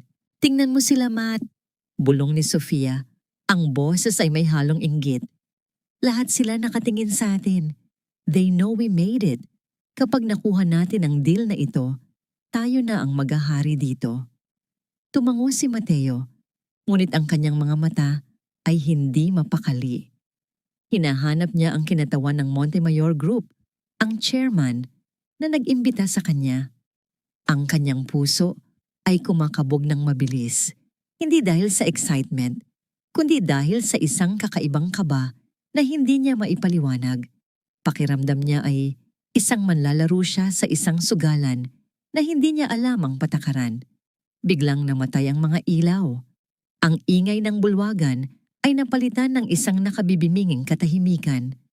Ang spotlight ay tumutok sa malaking hagdanan sa gitna ng entablado. Isang tinig mula sa speaker ang umalingaw-ngaw. "Ladies and gentlemen, please welcome the new chairman of Montemayor Group." Bumukas ang malaking pinto sa itaas ng hagdan. Unang lumabas ang 4 na lalaki, ang mga kuya ni Eloisa, si Ricardo, Enzo, Lucas at Gabriel. Tumayo sila sa gilid, tila mga gwardya ng isang mahalagang kayamanan. Ang kanilang presensya ay sapat na upang patahimikin ang buong silid. At pagkatapos, lumabas siya. Hindi ito ang Eloisa na kilala ni Mateo, ang babaeng nakaduster, amoy bawang at laging nakayuko. Ang babaeng bumaba sa hagdan ay nakasuot ng gown na kulay midnight blue na kumikinang sa bawat hakbang. Ang kanyang buhok ay nakaayos ng elegante at sa kanyang leeg ay nakasuot ang isang kwintas na diamante na mas mahal pa sa buong kumpanya ni Mateo. Ngunit ang pinakamatindi sa lahat ay ang kanyang mukha. Wala na ang pagod. Wala na ang takot. Ang kanyang mga mata ay nagniningning sa tapang at lamig. Sa kanyang tabi, umaalalay sa bawat hakbang niya ay si Dr. Adrian Valderrama na tumitingin sa kanya na parang siya ang pinakamahalagang bagay sa mundo. Eloisa, nauutal na bulong ni Mateo, ang baso ng champagne na hawak niya ay dumula sa kanyang mga daliri at nabasag sa sahig. Ngunit walang pumansin sa tunog ng pagkabasag. Ang lahat ay nakatutok sa reyna na nagbalik. Nanlaki ang mga mata ni Sofia. Ang dugo sa kanyang mukha ay tila naubos. "Imposible! Paanong?" Nang marating ni Eloisa ang entablado, kinuha niya ang mikropono. Tumingin siya sa dagat ng mga tao at dahan-dahang itinuon ang kanyang paningin sa isang partikular na sulok kung saan nakatayo ang nanginginig na si Mateo. "Magandang gabi!" Ang boses ni Eloisa ay malinaw, malambing, ngunit may talim na humihiwa sa katahimikan. "Maraming salamat sa pagdalo. Ngayong gabi, hindi lang tayo narito para magdiwang ng isang proyekto. Narito tayo para itama ang isang pagkakamali." Bumaba si Eloisa mula sa entablado. Ang mga tao ay humawi na parang dagat na pula. Naglakad siya palapit kay Mateo. Bawat hakbang ng kanyang takong sa marmol na sahig ay tila countdown ng isang bombang sasabog. Si Adrian at ang kanyang mga kapatid ay nakasunod sa likuran, handang protektahan siya. Huminto si Eloisa sa harap mismo ni Mateo. Ang amoy ng kanyang pabango, isang mamahaling halimuyak ng rosas at sandalwood, ay sumampal sa pangamoy ni Mateo. Nagpaalala sa kanya ng babaeng minahal niya noon, pero hindi niya pinahalagahan. Mamahal. Ang tangkang pagsalita ni Mateo. Ang kanyang kamay ay akmang hahawak sa braso ni Eloisa. Ngunit bago pa man dumapo ang kanyang daliri, humarang si Adrian at marahang tinabig ang kamay ni Mateo. Ang tingin ni Adrian ay seryoso, isang babala na huwag siyang susubok. Tumingin si Eloisa kay Mateo, hindi nang may galit, kundi nang may pagkahabag na mas masakit pa kaysa sa puot. Tinitigan niya ito na parang isang estranghero. Huwag mo akong tawaging mahal, Mr. De La Cruz. Wika ni Eloisa ng mahinahon. Ang babaeng tinatawag mong mahal ay namatay na noong gabing iyon sa hagdanan. Ang nasa harap mo ngayon ay ang babaeng nagmamay-ari ng lupaing kinatatayuan mo, ng perang ginagastos mo, at ng kinabukasang inaasahan mo. Napasinghap ang mga tao sa paligid. Ang bulungan ay nagsimula ng lumakas. Anong ibig mong sabihin? Tanong ni Mateo. Ang pawis ay tumutulo sa kanyang noo. Ngumiti si Eloisa ng mapait. Hindi mo ba alam? Ang Vertex Capital, ang kumpanyang nagpahiram sa iyo ng pera kanina. Akin iyon. At ang Project Phoenix, ideya ko yon, Mateo. Ideya ko yon nung mga panahong gising ako sa madaling araw. Habang tulog ka, sinusulat ang mga plano para sa kumpanya mo. Inangkin mo lang pero hindi sa'yo. Lumapit si Eloisa sa mikropono muli, habang nakatingin ng diretso sa mga mata ni Mateo. Ngayong gabi, gusto kong ikwento sa inyo ang tungkol sa isang hardinero na nagnakaw ng bulaklak. Hindi para alagaan, kundi para tapakan. Simula ni Eloisa, ang kanyang boses ay puno ng emosyon. Akala niya, dahil tahimik ang bulaklak, hindi ito marunong lumaban. Pero nakalimutan niya, ang rosas ay may tinik. Ang mga salita ni Eloisa ay tumago sa puso ni Mateo. Pakiramdam niya ay hinuhubaran siya sa harap ng lahat. Ang kanyang pride, ang kanyang ego, ang kanyang ilusyon ng tagumpay. Lahat ay gumuguho sa bawat salitang binibitiwan ng kanyang asawa. Eloisa, tama na. Pakiusap ni Mateo. Ang luha ay nagsisimulang mamuo sa kanyang mga mata. Please, pag-usapan natin to. Tumingin si Eloisa kay Sofia na ngayon ay nagtatago sa likod ni Mateo, nanginginig sa takot. Wala na tayong dapat pag-usapan, sagot ni Eloisa. Nagsisimula pa lang ang kwento, Mateo, at sa kwentong ito, hindi ikaw ang bida. Iniwan sila ni Eloisa doon, nakatayo sa gitna ng kahihiyan, habang ang mga bisita ay nagsimulang magbulungan at tumawa. Ang musika ay muling tumugtog, ngunit para kay Mateo, ito ay tunog ng kanyang sariling libing. Ang ingay ng bulwagan ay unti-unting namatay, pinalitan ng isang mabigat na tensyon na tila nakadagan sa balikat ng bawat isa. Ang mga mata ni Mateo ay nanlalaki, puno ng pagkalito at takot, habang ang mga salita ni Eloisa ay paulit-ulit na umaalingaw-ngaw sa kanyang isipan. Project Phoenix, ideya mo? Bulong ni Mateo. Ang kanyang boses ay nanginginig. Hindi totoo yan. Pinaghirapan ko ang kumpanyang ito.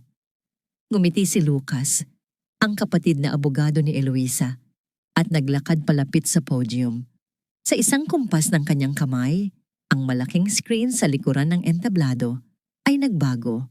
Mula sa logo ng kumpanya ni Mateo, ipinakita nito ang mga scanned documents, mga lumang notebook na puno ng sulat kamay ni Eloisa, mga bank transfer receipts mula sa personal account ni Eloisa patungo sa account ni Mateo. At ang pinakamatindi, ang original patent ng technology na ginagamit ng kumpanya, nakapangalan kay Eloisa Montemayor bago pa man sila ikasal. Ang bawat piso na ipinampatayo mo ng pundasyon galing sa trust fund ng kapatid ko. Paliwanag ni Lucas, ang boses ay mahinahon ngunit may diin ng isang hatol. Ang bawat kliyente na nakuha mo, nireto namin ng palihim dahil nakiusap si Eloisa.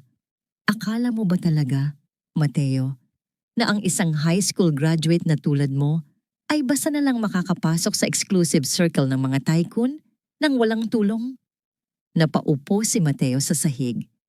Ang kanyang mga tuhod ay bumigay sa bigat ng katotohanan. Buong buhay niya, naniwala siya na siya ang self-made man. Naniwala siya na ang tagumpay niya ay kanya lamang.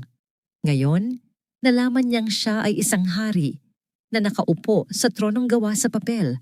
Papel na binayaran ng dugo at pawis ng asawang tinalikuran niya. Ngunit hindi pa tapos si Eloisa. Tumingin siya kay Sofia na ngayon ay sumisiksik sa sulok, nagtatangkang tumakas. At ikaw, Sofia, tawag ni Eloisa. Saan ka pupunta? Hindi ba dapat ay kasama ka sa tagumpay ng babin mo? Napahinto si Sofia. Lumingon ito, ang muka ay puti sa takot. Wala akong kinalaman dito. Sigaw ni Sofia. Ang boses ay matinis at desperada. Biktima lang din ako. Niloko ako ni Mateo. Tumawa ng mapakla si Eloisa. Biktima? Talaga? Muling nagbago ang screen. Ngayon, ipinakita nito ang isang video footage. Kuha ito mula sa CCTV ng mansyon noong gabing iyon. Malinaw na kitang-kita si Sofia na naglalagay ng langis sa hagdanan, tumatawa habang kausap ang telepono.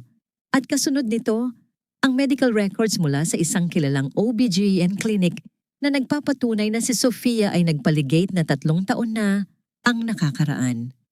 Walang sanggol, walang pagbubuntis, napasinghap ang buong bulwagan. Ang mga donya na kanina ay nandidiri kay Eloisa ay napahawak sa kanilang mga bibig sa gulat. Tumingin si Mateo kay Sofia. Ang kanyang mga mata ay puno ng pagtataksil na mas malalim pa sa naramdaman ni Eloisa. Niloko mo ako. Bulong ni Mateo. Tumatayo ng mabilis. Sabi mo buntis ka. Sabi mo anak natin yon. Kaya kita pinili. Kaya ko iniwan ang mag-ina ko dahil akala ko kailangan mo ako. Kailangan ko naman talaga ang pera mo. Sumbat ni Sofia. Wala nang pagpapanggap. Akala ko mayaman ka. Yun pala. Lahat ng yaman mo galing lang sa asawa mong tanga. Kung alam ko lang na pulubi ka rin pala, hindi ko pag-aaksayahan ang panahon ng paglandian sa'yo. Ang galit ay sumabog sa dibdib ni Mateo. Sa sobrang puot, akmang susugurin niya si Sofia. Ngunit agad siyang hinarang ng mga security guard. Nagpupumigla siya, sumisigaw, umiiyak. Ito ang larawan ng isang lalaking nawala ang lahat, karangalan, pamilya, at pag-ibig. Dahil sa isang kasinungalingan, sa gitna ng kaguluhan, nanatiling kalmado si Eloisa. Tumingin siya sa eksena nang may lungkot. Hindi siya masaya. Walang tamis sa panonood sa pagbagsak ng taong minahal mo. Mayroon lamang itong pait ng panghihinayang. Tapos na. Bulong ni Eloisa kay Adrian na nasa tabi niya. Umuwi na tayo. Tumalikod sila upang umalis. Ngunit sa sandaling iyon, ang desperasyon ni Sofia ay umabot sa sukdulan. Nakita niyang hawak ng isang waiter ang isang bread knife sa kalapit na mesa. Sa isang iglap ng kabaliwan, dinampot niya ito at tumakbo patungo kay Eloisa. Ikaw ang may kasalanan ng lahat, tili ni Sofia. Kung namatay ka na lang sana, akin na ang lahat. Eloisa! Sigaw ni Mateo. Ang kanyang mga mata ay nanlaki sa takot para sa asawa. Ngunit bago pa man makalapit si Sofia, may isang katawan na humarang, si Adrian. Niyakap niya si Eloisa patalikod. Ginagawang panangga ang kanyang sarili. Naramdaman ni Eloisa ang bigat ng katawan ni Adrian na sumandal sa kanya. May mainit na likido na tumulo sa kanyang balikat. Adrian! Sigaw ni Eloisa. Ang takot ay bumalik sa kanyang puso nang mas matindi kaysa noong nasa hagdanan siya. Binitawan ni Sofia ang kutsilyo. Nanginginig ang mga kamay habang nakatitig sa dugong umaagos mula sa braso ni Adrian. Agad siyang dinamba ng mga pulis na nag-aabang sa labas. Napaluhod si Eloisa, hawak si Adrian. Ang puting tuxedo nito ay may mantsa ng pula sa may braso. Mabuti na lang at nadaplisan lang ito. Ngunit ang intensyon na pumatay ay naroon. Ayos lang ako, El. Ngiti ni Adrian. Kahit namimilipit sa sakit. Hinawakan niya ang pisngi ni Eloisa na puno ng luha. Huwag kang umiyak. Hindi ako papayag na saktan ka nila ulit. Kahit anong mangyari. Ako ang sasalo. Sa sandaling iyon, sa gitna ng magulong ballroom, napagtanto ni Eloisa na ang tunay na tagapagligtas ay hindi laging dumarating na nakasakay sa kabayo. Minsan, siya ay isang doktor na handang masugatan, handang maging panangga, basta't ligtas ka. Sa di kalayuan, pinapanood ni Mateo ang eksena habang hinihila siya palabas ng mga security dahil sa utos ng bangko na kunin na ang lahat ng assets niya. Nakita niya kung paano yakapin ni Eloisa si Adrian. Nakita niya ang pag-aalala sa mga mata ni Eloisa na dati ay sa kanya lang nakalaan. At doon, sa gitna ng kanyang pagkawasak, naramdaman ni Mateo ang pinakamasakit na parusa.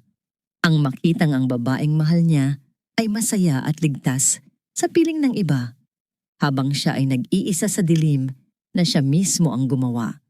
Ang Doña Corazon, na kanina patahimik sa isang sulok, ay biglang lumapit kay Eloisa. Lumuhod at nagmakaawa. "Eloisa, anak, patawarin mo kami. Hindi ko alam. Si Sofia ang may kasalanan." Tumingin si Eloisa sa kanyang biyenan. Dahan-dahan niyang tinanggal ang kamay ng matanda sa kanyang gown. "Tumayo ho kayo," sabi ni Eloisa ng mahinahon. "Hindi bagay sa inyo ang lumuhod. At wag niyo na po akong tawaging anak. Ang anak ninyo ay si Mateo. Puntahan niyo siya. Kailangan niya kayo ngayon dahil wala nang ibang natira sa kanya." Tumalikod si Eloisa at inalalayan si Adrian palabas. Iniwan niya ang pamilyang De La Cruz sa gitna ng kanilang guho habang siya ay naglakad palabas patungo sa liwanag kasama ang lalaking handang magbigay ng buhay para sa kanya. Ang gabi ay lumalim, ngunit ang katahimikan sa loob ng mansyon ng mga Montemayor ay may dalang bigat ng mga pangyayaring katatapos lamang. Nakaupo si Eloisa sa tabi ng kama sa guest room. Pinapanood si Adrian habang ginagamot ng isang pribadong nurse ang sugat sa braso nito. Ang tahi ay maikli lamang, ngunit para kay Eloisa, ito ay isang permanenteng paalala ng isang utang na loob na hindi mababayaran ng pera. Nang matapos ang nurse, iniwan sila nito sa kwarto. Ang tanging ingay ay ang mahinang huni ng aircon at ang tibok ng kanilang mga puso. Sana pala, inihampas ko na lang ang bag ko sa kanya, biro ni Adrian. Sinusubukang pag-aani ng loob ni Eloisa. Mas may impact pa siguro. Ngunit hindi tumawa si Eloisa. Tumingin siya sa benda sa braso ni Adrian at ang kanyang mga mata ay muling napuno ng luha. "Huwag kang umiyak, El," sabi ni Adrian. "Ako ang nasugatan. Bakit ikaw ang umiiyak?" "Dahil kasalanan ko," sagot ni Eloisa. Ang boses ay nanginginig. "Dahil sa galit ko, hindi ko naisip na baka may madamay. Paano kung tinamaan ka sa puso?" "Adrian, hindi ko kakayanin."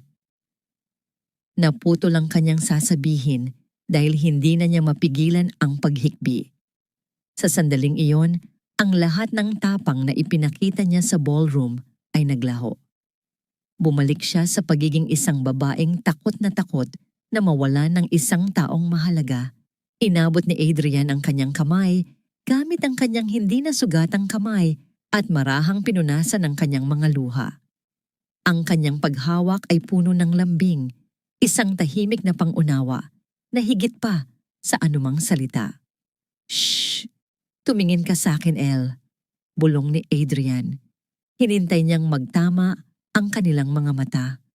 "Hindi mo ito kasalanan. Pinili kong gawin yon. At kung uulitin man ang pagkakataon, gagawin ko ulit. Dahil ang makita kang ligtas, iyon ang tanging mahalaga." Humigpit ang hawak niya sa kamay ni Eloisa. "Matagal na kitang pinoprotektahan, kahit sa malayo. Ngayon lang ako nagkaroon ng pagkakataon na ipakita yon ng harapan." Ang pag-amin na yon, simple ngunit puno ng taon ng nakatagong damdamin, ay nagpatigil sa pag-iyak ni Eloisa. Pinalitan ito ng isang malalim na emosyon, isang pagkaunawa na ang pag-aalaga na kanyang hinahanap-hanap ay matagal nang naghihintay sa kanya, sa katauhan ng lalaking nasa kanyang harapan. Ilang linggo ang lumipas, si Sofia ay nakakulong na, nahaharap sa kasong frustrated murder. Ang kumpanya ni Mateo ay tuluyan ng isinara. Ang mga ari-arian nito ay kinuha lahat ng bangko at ng Vertex Capital. Si Mateo ay naglaho na parang bula. Isang gabi, Habang naglalakad si Eloisa sa hardin, kasama si Esperanza, may napansin siyang isang anino sa labas ng mataas na gate ng mansyon. Isang lalaking nakaupo sa gutter, payat, marumi, at yakap-yakap ang isang bote ng murang alak. Si Mateo. Araw-araw, naroon siya. Hindi siya kumakatok, hindi siya nagsisigaw. Nakaupo lang siya doon, sa ilalim ng araw at ulan, tila isang asong naghihintay na balikan ng kanyang amo. Nagpaawa ba siya? O nagsisisi na talaga? Isang hapon, hindi na natiis ni Eloisa. Pinagbuksan niya ito ng gate. Hindi para papasukin, kundi para tapusin na ang lahat. Tumayo si Mateo nang makita siya. Ang dati nitong kumpiyansa ay wala na. Ang kanyang mga mata ay lubog. Ang kanyang mukha ay puno ng hiya at pagsisisi. Hindi ako nandito para humingi ng pangalawang pagkakataon, El. Paunang sabi ni Mateo. Ang boses ay paos. Alam kong huli na ang lahat. Nandito lang ako para humingi ng tawad. Patawarin mo ako sa lahat. Sa pagiging bulag ko, sa pagiging makasarili ko, sa hindi ko pag-aalaga sa inyo ni baby. Tinitigan siya ni Eloisa ng matagal. Wala nang galit sa kanyang dibdib. Wala nang puot. Ang naroon na lang ay isang malawak na kapatagan ng kapayapaan. Mateo, wika ni Eloisa ng mahinahon. Pinapatawad na kita. Nakita niya ang pag-asa sa mga mata ni Mateo, kaya agad niyang dinugtungan. Pinapatawad kita, hindi para sa'yo, kundi para sa akin. Para sa kapayapaan ng loob ko. Para makalaya na ako sa sakit na idinulot mo. Tapos na tayo, Mateo, at kailangan mo nang tanggapin yon. Dahan-dahan, hinubad ni Eloisa mula sa kanyang daliri ang isang simpleng singsing na ginto. Ang kanilang wedding ring na itinago niya sa loob ng 6 na taon. Hindi ito mamahalin, ngunit ito ang simbolo ng lahat ng kanilang pinagsimulan. Iniabot niya ito kay Mateo. Isinasauli ko na ito sa'yo, sabi ni Eloisa. Sana, sa pagtanggap mo nito, matutunan mo ring palayain ang nakaraan at magsimula muli. Kinuha ni Mateo ang singsing. Ang maliit na piraso ng metal na yon ay tila may bigat ng buong mundo.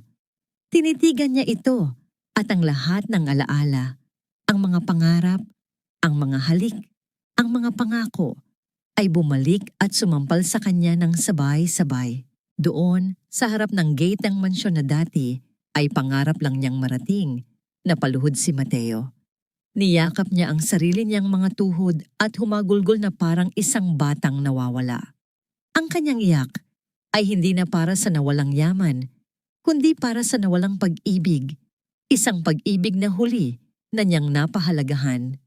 Tumalikod si Eloisa at naglakad pabalik sa loob ng mansyon, hindi na lumingon pa. Ang bigat sa kanyang dibdib na 6 na taon niyang pinasan ay tuluyan ng naglaho. Pagpasok niya sa sala, naabutan niya si Adrian na karga-karga si Esperanza. Hinehele ito ng may paglalambing. Ngumiti si Eloisa. Isang tunay na ngiti na nagmumula sa puso.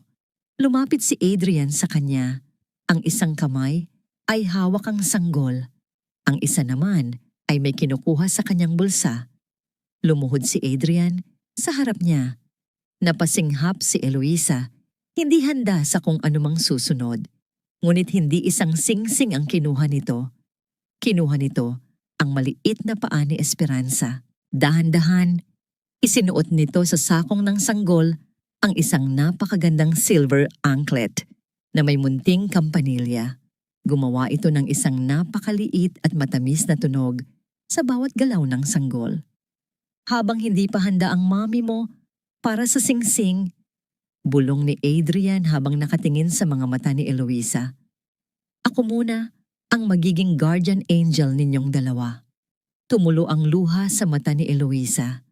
Ngunit sa pagkakataong ito, hindi ito luha ng sakit o pagsisisi.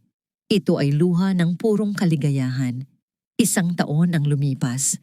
Ang mga sugat ay naghilom na, pinalitan ng mga pilat na nagsisilbing paalala hindi ng sakit, kundi ng katatagan. Sa tuktok ng isang nagtataasang gusali sa Makati, nakatayo si Eloisa sa harap ng isang malaking bintanang salamin. Tanaw ang buong syudad na dati ay tila isang malaking kulungan para sa kanya. Ngayon, ang syudad ay nasa ilalim ng kanyang mga palad. Bilang bagong CEO ng Montemayor Group, hindi na siya ang babaeng nagtatago sa anino ng iba. Ang kanyang bawat desisyon ay nagpapagalaw sa ekonomiya. Ang kanyang pangalan ay iginagalang sa bawat boardroom. Ngunit sa kabila ng kapangyarihan, hindi nawala ang lambot sa kanyang puso. Sa kanyang malaking mahogany desk, sa tabi ng mga importanteng dokumento, ay nakapatong ang isang maliit na drawing na gawa sa Crayola.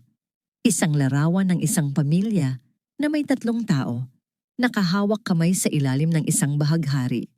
Ito ang gawa ni Esperanza, ang kanyang pinakamahalagang yaman.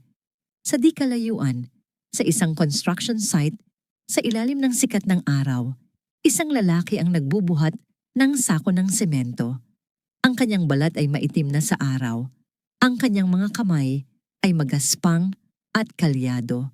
Ito si Mateo. Mula sa pagiging CEO, bumalik siya sa pinakababa. Ngunit sa kanyang mukha, wala na ang galit o inggit. Mayroon na lamang pagtanggap.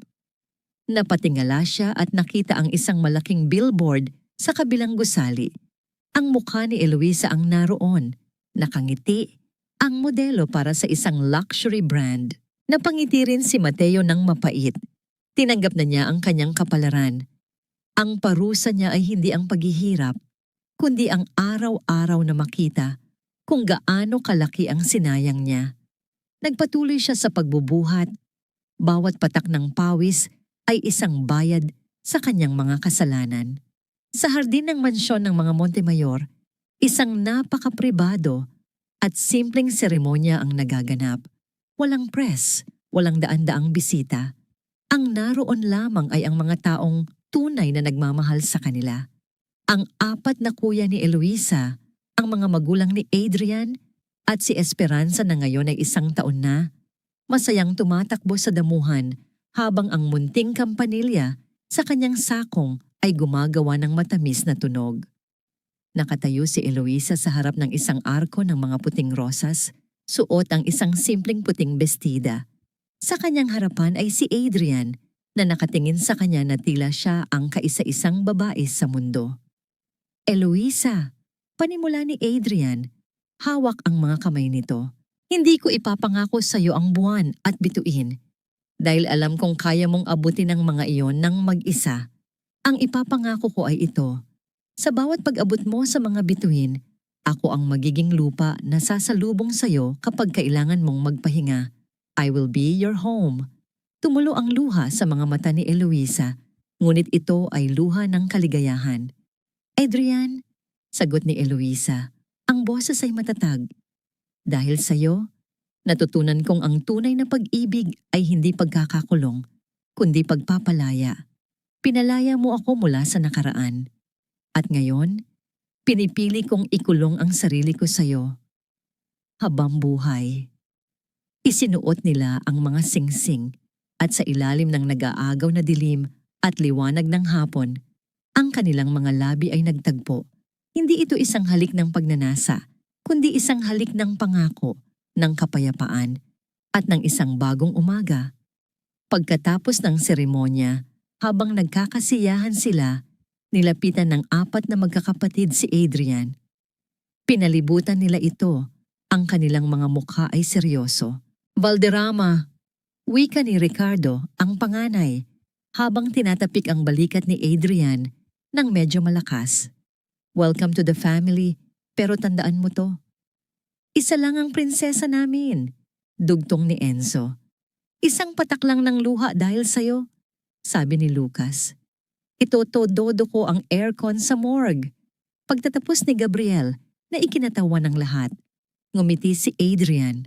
Don't worry mga kuya, sagot niya. Ang reyna ninyo ay reyna ko na rin. Hinding-hindi ko siya papabayaan. Mula sa di kalayuan, pinanood ni Eloisa ang eksena. Karga-karga si Esperanza. Ang halakhak ng kanyang mga kapatid, ang ngiti sa mga labi ni Adrian, ang bigat ng kanyang anak sa kanyang mga bisig. Ito ang pamilya. Ito ang tunay na yaman. Nilapitan siya ni Adrian at inakbayan. Tumingin sila sa papalubog na araw. Si Esperanza, sa pagitan nila, ay pumalakpak at tumawa. Ang mahina at matamis na tunog ng munting kampanilya sa sakong ng kanyang anak, ang huling musikang narinig ni Eloisa bago tuluyang lumubog ang araw, hudyat ng pagtatapos ng gabi at ang pagsisimula ng kanilang habambuhay.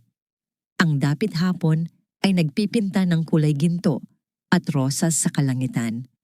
Mula sa balkonahe ng mansyon, tanaw ni Eloisa ang unti-unting paglamon ng gabi sa syudad. Ang hangin ay malamig. May dalang amoy ng mga bulaklak ng dama de noche mula sa hardin sa ibaba.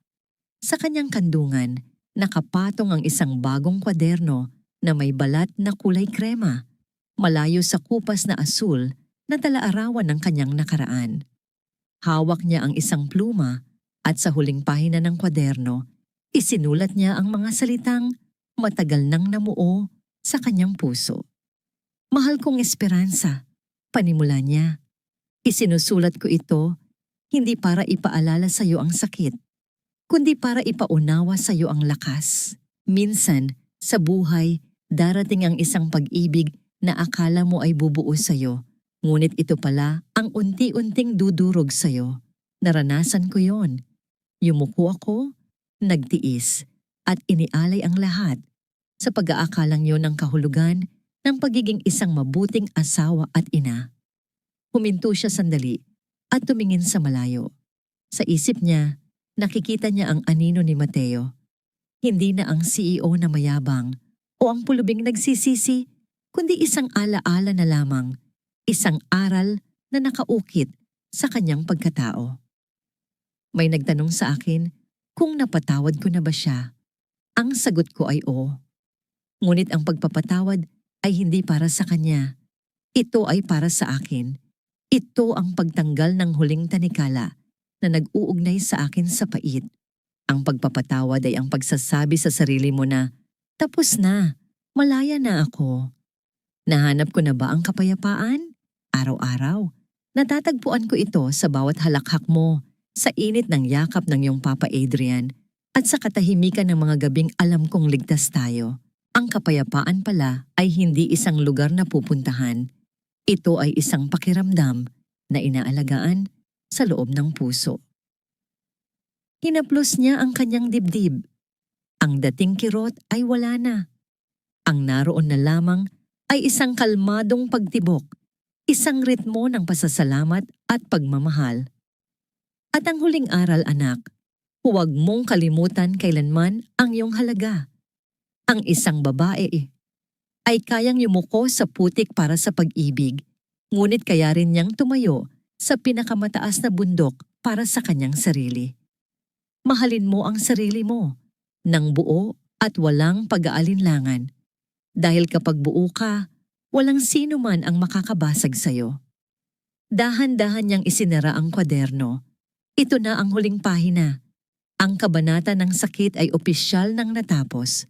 Naramdaman niya ang isang pamilyar na init sa kanyang likuran, kasunod ng isang marahang halik sa kanyang sentido. Inakbayan siya ni Adrian. Malalim na naman ang iniisip ng mahal ko. Bulong ni Adrian, ang kanyang hininga ay mainit sa tenga ni Eloisa. Ngumiti si Eloisa at sumandal sa dibdib ng asawa. Iniisip ko lang kung gaano ako kaswerte. Mas swerte ako, sagot ni Adrian. Mula sa hardin sa ibaba, narinig nila ang malakas na halakhak ni Esperanza habang nakikipaghabulan ito sa kanyang mga pinsan. Ang tunog ng munting kampanilya sa sakong nito ay sumasabay sa kanyang masasayang sigaw, isang musika na nagpapahiwatig ng purong kaligayahan. Tara na sa baba, yaya ni Adrian. Hinihintay na tayo ng ating munting bituin. Tumango si Eloisa. Hinawakan niya ang kamay ni Adrian. Ang kanilang mga daliri ay magkasalikop na tila mga ugat ng isang matatag na puno. Magkasama, pinanood nila ang huling hibla ng liwanag na magpaalam sa araw. At sa pagpasok ng gabi, naglakad sila papalayo sa balkonahe, papalayo sa nakaraan, at papasok sa isang kinabukasan na sila mismo ang sumulat. Isang kwento ng paghilom, pagbangon, at isang pag-ibig na hindi nananakit, kundi nagpapalaya. At dito na nga nagtatapos ang aklat ng kanilang buhay. Hello, ako si Clara, ang inyong tagapagkwento. At bago tuluyang magsara ang ating aklat, nais kong mag-iwan ng isang munting pasasalamat. Salamat sa iyo na matiyagang sumubaybay, nakinig, at nakiiyak sa kwento ni Eloisa. Sa bawat salitang isinulat at sa bawat damdaming aking binigkas, kasama ninyo akong naglakbay. Aaminin ko, ang pinakamabigat na bahaging isulat at bigkasin ay ang pagbagsak niya sa hagdanan. Pakiramdam ko, sa bawat baitang na kanyang ginulungan, ay isang piraso rin ng aking puso ang nabasag. Ang kwentong ito ay isang katang-isip, ngunit ang mga damdamin nito ay hango sa libu-libong totoong kwento ng mga babaeng tahimik na lumalaban sa bawat sulok ng mundo. Ito ay kwento ng isang butil ng pag-asa na itinanim sa gitna ng kadiliman. Isang paalala na sa loob ng bawat isa sa atin, may isang munting apoy ng pagpapahalaga sa sarili na hindi dapat hayaang mamatay. At higit sa lahat, ito ay kwento ng pagpapatawad, ang liwanag na nagbibigay daan sa atin upang makita ang bagong umaga.